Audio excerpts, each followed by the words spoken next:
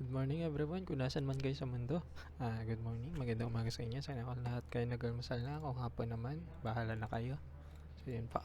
So nakikita po ba ang aking presentation? So paki-pause po. Kung hindi nakikita, yun pa, paki-reload lang. So yun pa. So good morning. So last time we discussed about the characteristics of the Earth to become habitable, and also the four subsystems of the Earth, which is the atmosphere, biosphere, geosphere, and atmosphere. So now we will discuss about the composition of the Earth itself. So sabihin ko ano ba yung solid landmass ng Earth, kung paano nabubuo yung Earth, at kung anong meron sa Earth. So now, take a pause for a while this video. Tapos tingin kayo sa lapag ninyo. Tignan nyo yung lapag nyo. Yan. So yun, very good. Pakitingnan yung lapag ninyo. So ano yung nakikita ninyo? So ibig sabihin kung anong tinatapakan natin ngayon, yun yung solid landmass ng Earth, unless na lang kung nakalutang kayo at wala kayong tinatapakan. So yun po, we will discuss about that. So let's start po. So now, we have the different properties of rocks and minerals. So kanina pinatingin ko kayo sa lapag, which is composed of rocks, concrete, semento man yan, or tiles na gawa sa marmol. So now, didescribe natin yung kanyang properties. The first one, we have the luster. So now, the luster, from the word lust, so ito yung kintab, kinang. So kung paano nag-interact ang light sa materials or sa surface na materials. So for example, sa medyo glassy na rocks or minerals, for example, yung mga jewelries nyo, yung mga bato-bato doon na makikinang, so mataas yung luster noon na nagre-reflect yung light or nagbabounce pa yung light. And then sa mga rocks naman, common rocks, nag-a-absorb sila ng light. So yun lamang po. So now, next is the color. So now, sa color, from the word itself, yung color, yung kulay ng mismong rocks or mineral. Siya ba ay white? Siya ay ba ay gray? Siya ba ay black? So kung ano yung kulay niya, yun po ilalagay nyo. So now, streak. So now, sa streak, ito po yung yung parents nyo, streak po. Hindi pa, joke lang. So dito, sa streak naman po, ito yung sinasabi nating yung color of the rocks or minerals in powdered form. So dito, sinasabi natin, para makuha yung kanyang streak, need natin siya ikaskas or kaya drugen into powdered form. Then, kung ano po yung makukuha nating kulay, yun po yung streak na tinatawag. Then, sa hardness. Ang hardness, madali lang to. Kung gaano katigas yung isang rocks or minerals. So na dito sa hardness, gumagamit tayo ng isang scale, which is the Mohs hardness scale. Mohs hardness scale. Yan pa. And then it levels from 1 to 10. So tingnan po natin . So ito pa. So now on Mohs hardness scale, it ranks from hardness 1 to hardness 10. So kuha muna kayo pulbos din sa inyo. Pakitignan kung ano ang ingredients ng pulbos. So yan, nakita po ba yung talcum or talc or talcum powder? So ibig sabihin pala, yung nilalagay ninyo sa mukha nyo ay mga bato-bato pala yan, no? So yun po. Kasi powder po natin, or kahit ano pa mga powder yan, or face powder man yan, that is composed of talc or talcum powder, which is a kind of rocks. Ano po ba? And then, it belongs to the first level of hardness based on Mohs hardness scale.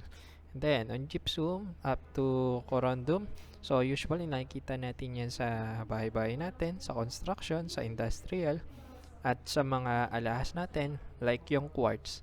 Yung quartz ay ginagamit sa mechanical components ng ating mga relo. Then also, diamond, which is the hardest minerals and rocks on Earth. So yun po. So next. We have now the cleavage and fracture. So now dito sa cleavage and fracture, ang sinasabi lang dito, cleavage, pag sinabing cleavage, ito yung hati. Kapag fracture, ito naman yung crack or biyak. So, cleavage, hati, fracture, yung biyak or crack. So, ibig sabihin lang niya, kapag yung isang bato ay may hati, so that is the cleavage. Kapag sinabi naman na may crack, yun po yung sinasabi natin fracture. For example, yung glass na may crack or basag, so that is a fracture. Pero kapag yung bato ay may naturally curved na talaga siya, so that is a cleavage pa. then next, we have the specific gravity. So, na specific gravity tells about how dense the rocks or minerals on a liquid. Ano po ba? So, dito, hindi na tayo magko-compute para lang naman matesto. Kailangan mo lang naman iloblob sa tubig yung rocks or minerals. So, kapag lumamog siya, it sinks. Kapag naman lumutang, it floats. Yun lang naman, yun sa specific gravity. So, now, as you can see dito sa specific gravity, sa starting level, minus the final level, or final level minus the starting level. Doon mo makukuha yung specific gravity ng isang rocks. Pero hindi na tayo mag-compute. So, lagay nyo lang kung lumabog ba or hindi. So, dito, yan po, yung mga specific gravity, yung mga value nila. Sa halimbawa, sa borax, may less than 2. Sa galena naman, may 7.4 to 7.6 of specific gravity. So, di na natin i-compute yan.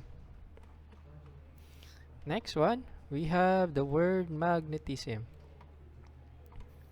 Magnetism, from the word magnet, ito yung kakayahan ng isang rocks or minerals to become a magnetized or magnetite. So, for example, yung isang rocks ba or minerals ay na magnet or dumikit sa magnet. So, ibig sabihin, may ability siya or that is capable of being magnetic. Kapag wala naman or sobrang hina, no magnetism. So, yun lang naman siya. So, now, next is the tenacity. So, dito sa tenacity, ang sinasabi lang naman dyan ay flexibility. Flexibility or kung gaano katibay yung isang rocks or minerals. Bago siya madurog, bago siya mabend, and bago siya ma-mold, or bago siya mabago ng itsura. So, for example, meron din tayo ginagamit na skills on tenacity. So, ito po siya. So, masasabi ba natin na ang isang rocks ay brittle? So, katulad ng quartz, sectile, and malleability and flexibility. Ibig sabihin, nabebend sila. Like sa copper pyrite. Diba ang tanso, nabebend siya, yung mga ginagamit natin sa wires. Then, dito, elastic. Yan po. Yung sobrang lambot na nababanat yung isang minerals. Then, we have now the softness, malambot. Tensile, medyo fragile na siya into fragility na nadudurog talaga or it will shatter like glass. So, yun yung sinasabi natin sa tenacity. Next is the odor. So, now sa odor, self-explanatory lang. Sa odor, ito yung amoy. Siya ba ay mabaho? Siya ba ay mabango? Siya ba ay di naliligo? Yun po. So, yun yung sinasabi nating odor. So, kapag may questions kayo, mag-comment lang kayo doon sa ating Google Classroom kung saan po ito nakapost. So, that's all for the discussion about the properties of rocks and minerals. Thank you.